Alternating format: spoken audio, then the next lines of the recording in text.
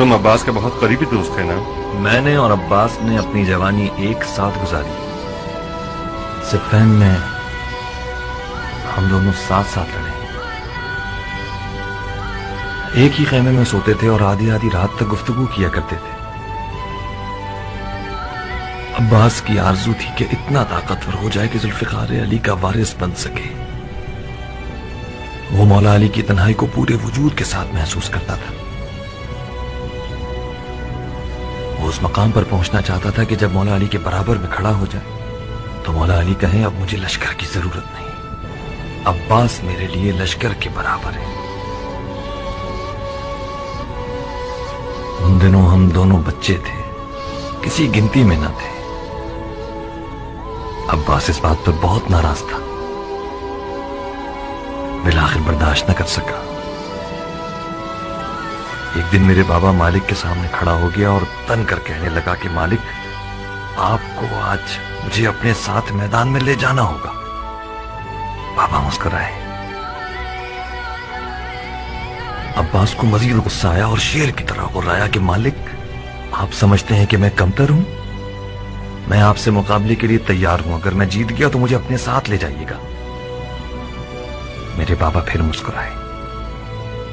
عباس چلایا کہ مالک، میں مذاق نہیں کر رہا کہ آپ مسکرائے جا رہے ہیں. میرے بابا نے اپنی ہنسی روکی اور جواب دیا، عباس میری جان، میں جانتا ہوں کہ تم بہت اچھا لڑتے ہو، مگر تم قمر بنی ہاشم ہو. تمہیں صفین کی سیاہ راتوں پر چمکنا ہوگا تاکہ وہ چاندنی راتیں بن جائیں.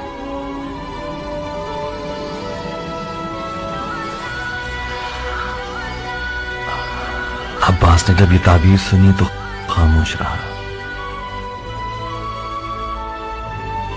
نقل ہے کہ جب عباس القمت پہ پہنچا تو شدید پیاسا تھا، مگر اس نے پانی نہیں پیا.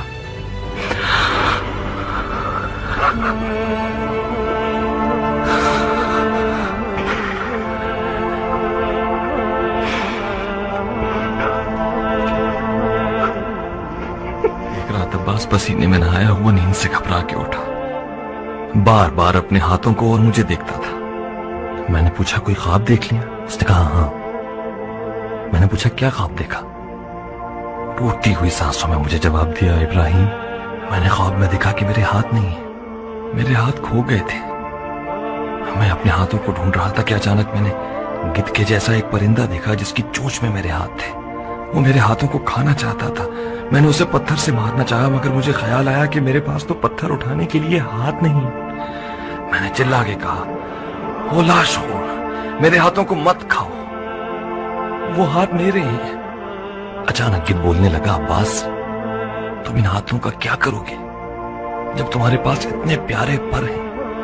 میں بھوکا ہوں، مجبور ہوں، میرے پر ٹوٹے ہوئے ہیں، تمہارے ہاتھ مجھے سیر کر دیں گے. تم اپنے ان خوبصورت پروں کے ساتھ پرواز کرو، جاؤ آسمان پہ اڑو.